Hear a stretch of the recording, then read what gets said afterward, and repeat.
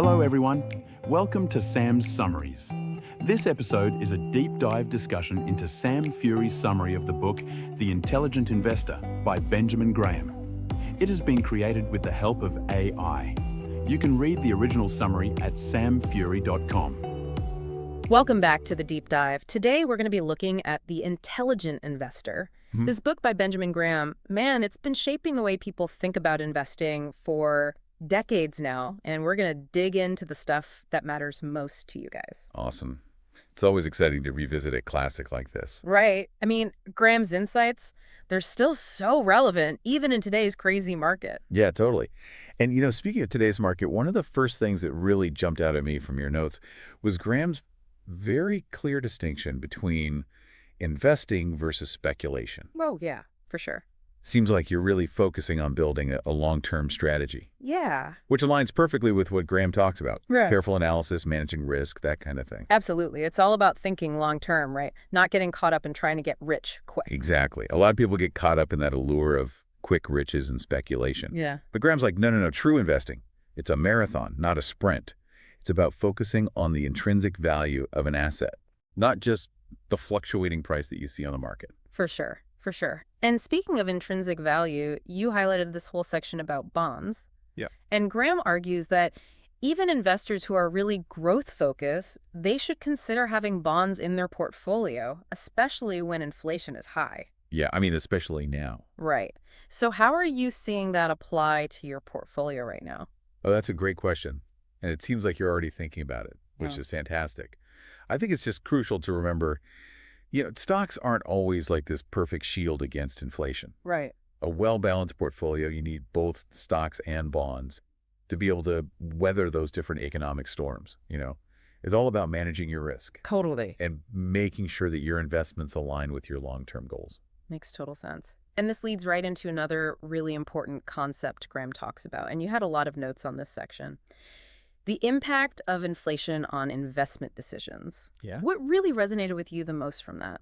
It's so fascinating to see Graham kind of break down this historical relationship between stocks and bonds and inflation. A lot of times we think, we can just look at what happened in the past, right? Right. And that'll tell us what's going to happen in the future. Right, like historical returns, yeah. But he really demonstrates that can be super misleading. You can't just rely on past performance to predict what's going to happen in the future, especially when you're talking about inflation. Right. Because things change. Yeah. They do. Yeah. What worked in the past might not work in the future. Totally. So you're saying studying those historical trends, that can be helpful, but you can't just rely on them blindly. Exactly. You got to see the bigger picture. And that's actually why Graham looks at a whole century of market data. Wow. He just meticulously analyzes these long-term patterns, in prices and earnings and dividends, just to kind of understand how those different asset classes perform under all these different conditions. Yeah. It's like he's trying to figure out the DNA of the market. Yeah, totally. It's not just about looking at the numbers. It's about understanding how the market works deep down. And that seems like a perfect segue into Graham's analysis of market cycles, which is another section you highlighted a lot. Oh, yeah. Why was that so important to you? Because it's crucial for anyone to understand. Any intelligent investor. You've got to realize that markets, they go up, they go down. It's cyclical. They're like the tides. Exactly. Yeah. They ebb and flow. And when you study these cycles, you start to see how stock prices and earnings, how they relate to each other. And this can really help you avoid making, impulsive decisions. Oh, yeah. When things get a little bit crazy. When everyone's panicking. Exactly. So he's kind of trying to teach us to be more patient, right? Totally. Disciplined, not just reacting emotionally to every little swing in the market. Exactly. He's like, hey, make informed decisions. Yeah. Make them based on solid principles. Right. Don't base them on trends or, how you're feeling that day. Because our feelings can be all over the place. Exactly. And that can lead to a lot of costly mistakes. It really can. Now, one of the things that stood out to me in your notes is you seem really interested in building a portfolio that aligns with your own risk tolerance. Yeah, well, that's what it's all about, right? Right. But you've clearly been giving this a lot of thought. Well, absolutely. It's a fundamental part of intelligent investing. And, Graham, he gets that. He's like, there's no one-size-fits-all approach. So he actually offers specific advice for, what he calls the defensive investor, the one who really prioritizes safety, and then the enterprising investor who's a little more willing to take on some risk. Oh, that's interesting. So he's not just giving us these like general principles. He's actually giving us guidance based on, who we are as investors. Exactly. Can you break down that distinction between defensive and enterprising a little bit more? Yeah, totally. So the defensive investor, as the name suggests, right, they're all about safety and stability. Okay. They're looking for those solid, well-established companies that have this proven track record of paying dividends and, just kind of weathering those market storms. They're not necessarily seeking explosive growth. They just want something steady. Yeah, they're playing the long game. Exactly. So that sounds more like a conservative approach, right? Yeah. Focusing on minimizing risk. Exactly. Yeah. Minimizing risk. Okay, so what about the enterprising investor then? All right, so the enterprising investor, they're more active. Okay. They're willing to kind of dig a little deeper, do a little more research, maybe take on some more calculated risks, because they're looking for those higher returns, right? Okay. So they're spending more time poring over financial statements, trying to find these kind of almost like hidden opportunities. Like undervalued companies? Exactly. Companies that the market might be overlooking. Right. And they're okay with that higher level of risk because, potentially they could outperform the market. They're looking for those hidden gems. Yeah, exactly. They're the treasure hunters. They're putting in the time and the effort to find those undervalued assets that have the potential to really grow. Love it. Now, regardless of whether you're defensive or enterprising, Graham's a big fan of diversification, right? Oh, absolutely. Diversification, that's like the cornerstone of any intelligent investment strategy. It's about spreading your investments across different asset classes. So, like, don't put all your eggs in one basket. Exactly. Different industries, different geographic regions, you're basically trying to reduce your risk. Smart. That way, if one part of your portfolio is not doing so well, the other parts can kind of help balance it out. Right. Like a safety net. So aim for the enterprising investor. Graham's saying, hey, you got to be careful not to get caught up in any kind of speculative frenzy. Right. Explain what he means by that. He's basically saying, don't just chase after the latest hot stocks or jump into investments without really doing your research. Those speculative bubbles that can really inflate prices way beyond what something's actually worth. Like those meme stocks that were all the rage a couple years ago. Exactly. You got to be discerning. You got to look for companies with solid fundamentals. Not just jump on the bandwagon because everyone else is. Exactly. Don't be a speculator, be an investor. Be an investor. I love it. So whether you're defensive or enterprising, the key is to have a clear strategy that aligns with your risk tolerance and your long-term goals. Absolutely. And to stick to it. Even when things get a little shaky. Yeah, easier said than done, right? But Graham says market fluctuations, they're inevitable. Oh, yeah. They're going to happen. In fact, he actually wants us to see those fluctuations as potential opportunities. Remember that concept of buying high-quality investments at a good price? Oh, yeah. That's where the enterprising investor can really shine. Totally. They're ready to jump in when the price of a really good company drops temporarily, maybe because the market is just, being a little irrational. Fearful. Yeah, exactly. So they're ready to capitalize on those moments and buy those undervalued assets when others are selling out of fear. Wow. Now, one thing that you highlighted that I was really curious about, Graham talks about convertible securities and warrants. Yeah. I'll admit, that's not something I hear a lot about. It's definitely a more specialized area, Yeah. but it caught my eye because, these instruments can be pretty unique and they come with their own kind of risks, especially when the market's doing really well. Okay, can you just give our listeners like a quick breakdown of what those are? Sure. So a convertible security, it's basically like a bond or a preferred stock that can be converted into the common stock of that same company, but only under certain conditions. So it's kind of like a hybrid. Exactly. A hybrid of debt and equity. Now, warrants, those give you the right, but not the obligation to buy a company's stock at a specific price, but you only have a certain amount of time to do it, kind of like options. Okay, so they give you a chance to kind of leverage, potentially participate in the upside if the price goes up? Right, but there's a catch. While they offer some advantages, you got to be careful because, as Graham points out, they can also be really risky. Especially during those bull markets when everybody's feeling super optimistic. Exactly. People get excited and maybe jump into these complex investments without fully understanding what they're getting into. Right. What are some of the downsides that Graham highlights? Well, for example, he talks about how convertible securities, they can actually dilute the value of the common stock. Oh, Okay. And that obviously impacts existing shareholders. Right, right. And warrants, they can make it hard to see what a company's actually worth. So it's like they're obscuring the true value. Exactly. So yeah, they can be part of a savvy investor's toolkit, Right. but you got to approach them with caution and really understand those potential downsides. And I think a lot of that comes down to, applying Graham's principles of sound financial analysis, which is something he really stresses throughout the book. Oh, yeah. And he actually uses some really interesting case studies. Oh, yeah. Tell me about those. He dives into these 4 companies that basically failed financially. And it really highlights, what happens when you have reckless growth and bad management and a lack of transparency. So he's saying, hey, even in investing, actions have consequences. Absolutely. These weren't just about losing money. It was about a lack of vigilance, responsibility, ethical conduct. And he even talks about needing reform. Reform at Wall Street practices, to emphasize transparency and investor protection. So even though the book was written a while ago, these lessons are still so relevant. Oh, yeah. Now, one of the most important takeaways from the book, and we touched on this a little earlier, is that concept of margin of safety. Oh, yeah. Can you remind us what that means and why it's so crucial for investors? Absolutely. So margin of safety, it's this principle that's at the heart of value investing. Okay. And it's about buying assets for less than they're actually worth. So you're basically building in this buffer, a cushion, to protect yourself if something unexpected happens, or, you made a mistake in your analysis. So it's not just about finding a good investment. It's about finding a great investment at a bargain price. Exactly. Because no matter how good you are at analyzing things, there's always a chance you could be wrong. So the margin of safety is like your safety net. Exactly. Yeah. It minimizes your potential losses if your assessment turns out to be off. Can you give us like a real-world example of how that might work? Sure. Let's say you found this company and you estimate its intrinsic value is like $100 a share. Okay. But it's currently trading at $70. Okay.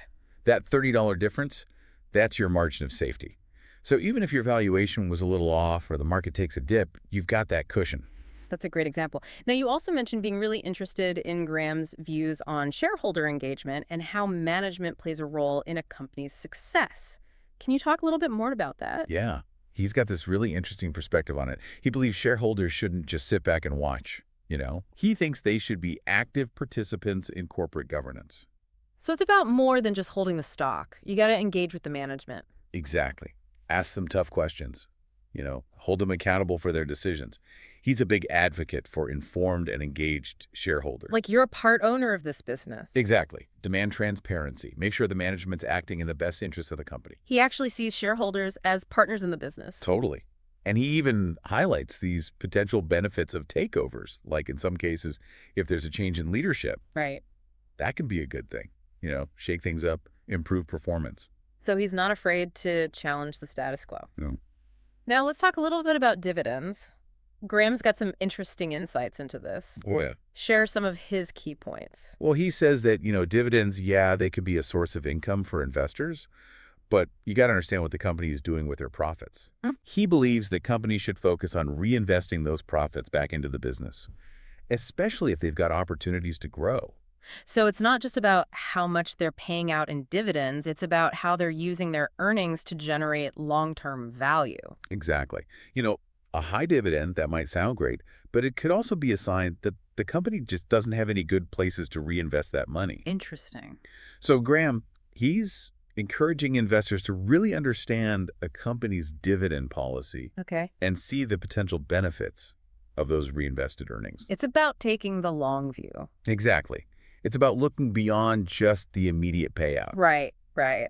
So I want to bring it back to one of Graham's core principles. And that's this whole idea of the distinction between investment and speculation. Right. It seems like this is something that really resonates with you. Oh, it's the foundation of his whole philosophy. Right. And it's so relevant, especially in today's market. Because there are so many distractions. Oh. Shiny objects, things promising to make you rich quick. But he's reminding us that investing, it's not gambling. It's not about chasing quick profits. It's about building a portfolio based on sound principles. Yeah. Careful analysis. And that long-term perspective. It's about understanding that true investing takes patience, discipline, and a willingness to kind of ride out those ups and The downs. market's going to do what the market's going to do. Exactly. But we can mitigate that risk, right? Absolutely. We can mitigate that risk by following his guidance. To make those informed decisions. Exactly. Understand the company's fundamentals, assess your own risk tolerance. And that way we can navigate this crazy market with a little bit more confidence. Exactly. A little more confidence, a little more clarity. Yeah. And you mentioned that you were really intrigued by Graham's discussion of closed-end funds. Yeah. I gotta admit, that's an area I could use a little more clarity on myself.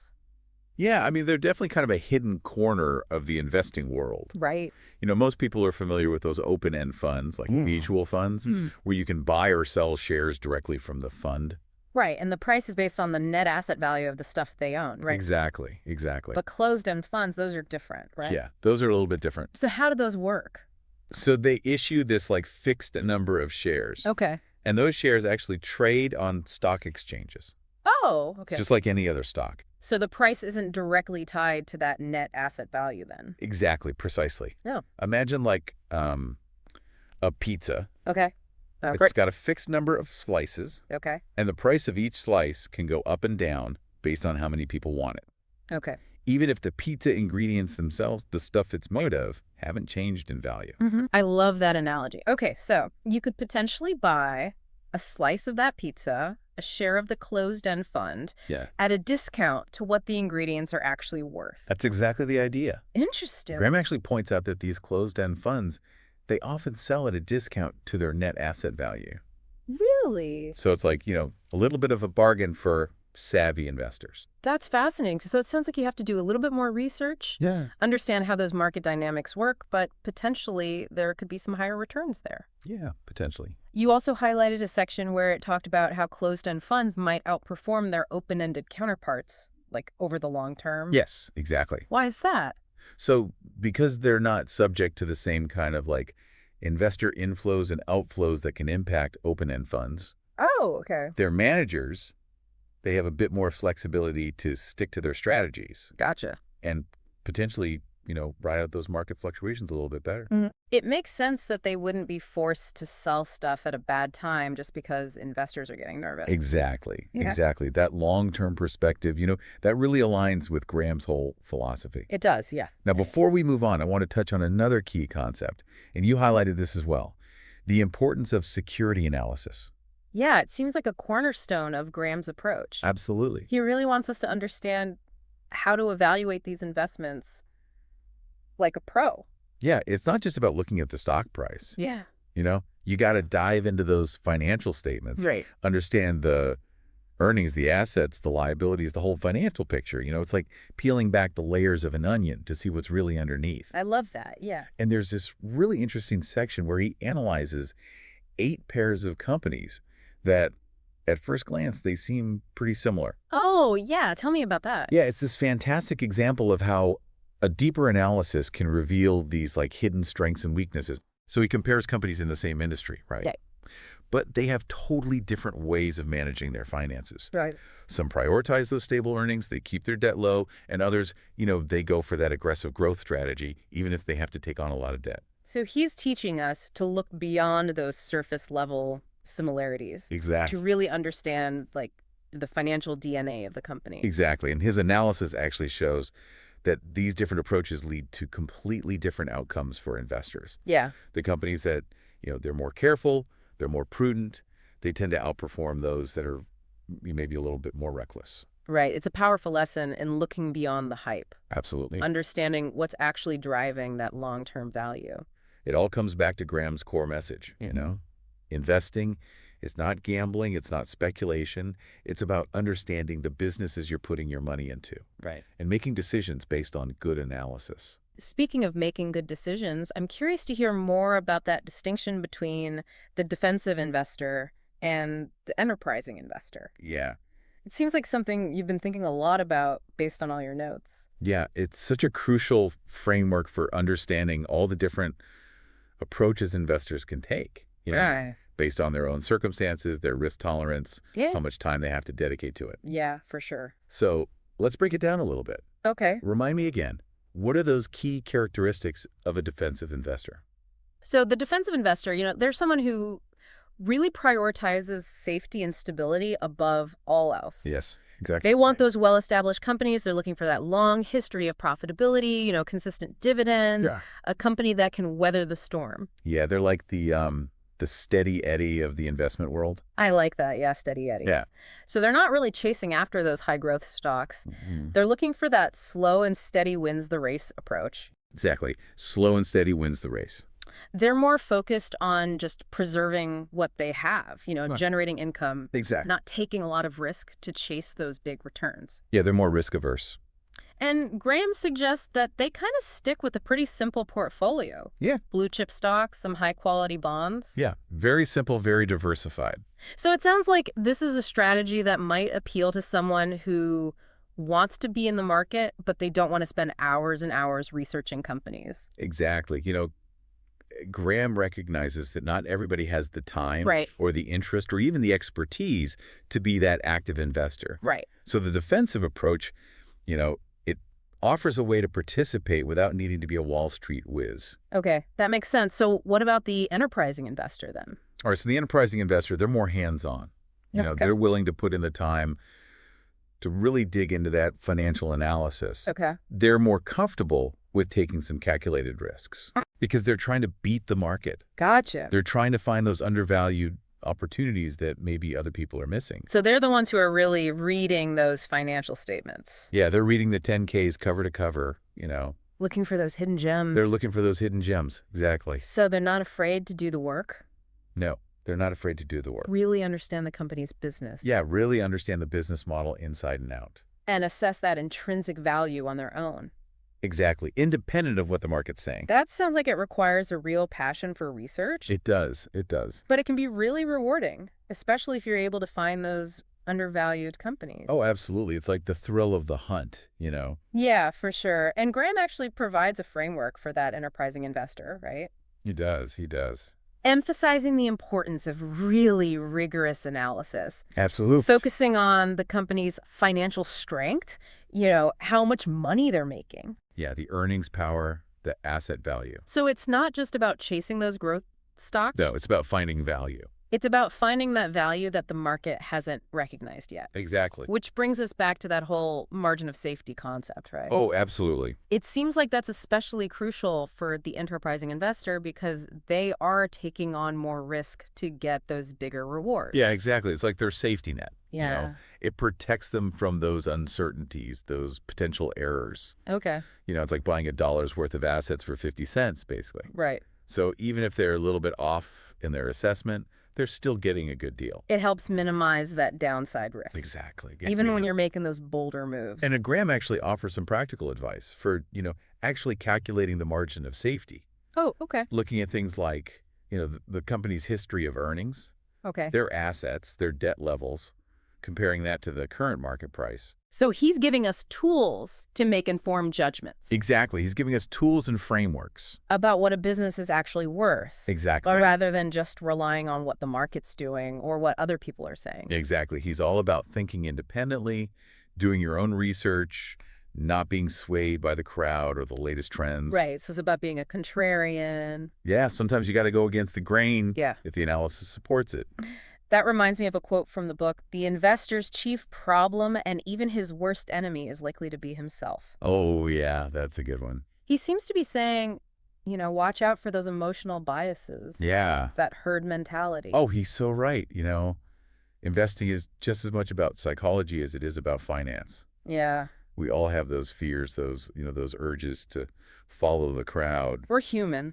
Exactly. We're human. So he's basically saying you got to be aware of those biases. Absolutely. Develop that discipline, that emotional intelligence. To make those rational decisions. Yeah. Based on those sound principles, not just how we're feeling that day. Okay, so now, one of the sections that really stood out to me in your notes was his discussion of shareholder engagement. Yes. And the role of management in a company's success. Can you talk a little bit more about his perspective on that? Yeah, so Graham, he believed that shareholders, they shouldn't just be passive. Right. They should be active participants in the companies they own. So it's more than just buying the stock. It's more than just buying the stock. Exactly. You're actually participating in the company. Yeah, he actually advocated for shareholder activism. Oh, wow. He wanted investors to engage with management, ask tough questions, hold them accountable for their decisions. So you're a part owner. Yeah. You have a say. Exactly. He believed that, informed and engaged shareholders, they could really promote responsible corporate governance. Right. Make sure that the management is acting in the best interests of the company and the people who own it. So it's about aligning the interests of the management and the shareholders. Exactly. Creating that transparency. Transparency, accountability. Long-term value creation. He even went so far as to suggest that, in some cases, corporate takeovers could be a positive thing. Really? Yeah, like shaking things up a bit, Sometimes change is good. Sometimes change is good. Get rid of that complacent management team. Maybe unlock some value for the shareholders. So he was willing to kind of shake things up a little bit. Oh, absolutely. Yeah. He believed that shareholders had a right to hold management accountable, Yeah. and to advocate for those changes that would benefit everybody. It's a powerful message. It is. It is. And it seems even more relevant now as we're seeing more and more emphasis on things like environmental, social, and governance factors in investing. Oh, absolutely. Graham was ahead of his time. Yeah. Recognizing that connection between business and ethics and shareholder value. So his insights on shareholder engagement, corporate governance, they're still so relevant today. Oh, yeah, absolutely. Now, before we head to the final part of our deep dive, I want to touch on one more area where he offers some really good advice. Dividend investing. Oh, yeah. You highlighted this section about, really understanding a company's dividend policy, Yeah, it's important. how it reflects their overall financial strategy. It really does, yeah. I remember this section where Graham argued that while dividends can be great, you get that income. Yeah. It's really important to look beyond just the yield. Yes. And understand how the company's using their profits. He really emphasizes that companies should focus on reinvesting those profits back into the business, Right. especially if they have opportunities to grow. So a high dividend payout Yeah. might be appealing in the short term, Yeah, it might look good on paper. but it could mean that they don't really have anywhere good to put that money. Exactly. It's like, what are they doing with those earnings? Are they actually creating long-term value? So he's encouraging investors to really think about that long-term sustainability of that dividend policy. Exactly. Don't just chase the highest yield, Right. Look at the bigger picture. Understand how those dividends are being managed. Exactly. Think long-term. So we've covered a lot of ground. We've hit it all. And through it all, we see how Graham's principles, his focus on sound analysis, thinking long-term, understanding that intrinsic value, Yeah. those are still so relevant today. Yes. We're going to explore how all of these principles can help you navigate this crazy market It is a crazy market. and build a portfolio that really works for you. Absolutely. We're in the home stretch now of our exploration of the intelligent investor. Yeah, it's been quite a journey through Benjamin Graham's wisdom. Timeless wisdom. Yeah. We've covered so much ground. Oh. From understanding those market cycles and that whole margin of safety concept Yeah. to, really diving into the different types of investors. And I think, through it all, there's this one theme that keeps coming back. Yes. Thinking for yourself. Yes, absolutely. Graham constantly reminds us that, our own emotions, our own biases, Yeah. they can be our worst enemy when it comes to investing. He's so right. It's so easy to get swept up in all the noise. Right. The hype, the fear, all that stuff that's driving the market up and down. But Graham's like, hey, take a step back. Right. Ground yourself. Ground yourself in some solid analysis. And make decisions based on, what something's actually worth. Exactly. That intrinsic value. He's like, be skeptical. Question those assumptions. Don't just buy into the story everybody's telling. Do your own homework. Become a discerning investor. Yes. Not just somebody who's reacting to everything. Not a speculator. Exactly. Now, as we wrap up this deep dive, I want to bring it back to you. To our listener. Our listener. We've explored all this great stuff from the intelligent investor. But now it's like, okay. What are you going to do with it? Right. What are you going to do with it? How are you going to apply all this? To your own investment journey. What really resonated? Yeah, what stood out? What are you going to do differently now? Right. Maybe you're inspired to go back. Look at your portfolio with fresh eyes. Maybe incorporate some of those, some of Graham's principles. Yeah, or maybe you're thinking, man, I really need to get better at this whole security analysis thing. Hone your skills. Yeah. Figure out how to assess that intrinsic value. Or maybe, you just needed that reminder. About patience. Discipline. The long game. Thinking long term. whatever your takeaways, we really hope this deep dive Yeah. has given you more confidence More clarity. when it comes to investing. And remember, Becoming an intelligent investor. it's a journey. It's not a destination. Keep learning, keep adapting. The market's always changing. Stay true to yourself. Stay true to your philosophy. And as you go on this journey, Go back to the book. The Intelligent Investor, Use it as a guide, as a mentor. as a source of inspiration. Like Graham said, the best way to measure your investing success is not by whether you're beating the market, but by whether you've put in place a financial plan and a behavioral discipline that are likely to get you where you want to go. So, Go forth armed with knowledge. and invest wisely. We'll see you on our next deep dive. Thanks for tuning in to Sam's Summaries. If you found this episode useful, let us know with a like, follow, and share. Also, if you haven't already, be sure to visit samfury.com to get free access to all of Sam's original summaries, which you can download as PDFs, as well as other exclusive content. It's all completely free at samfury.com.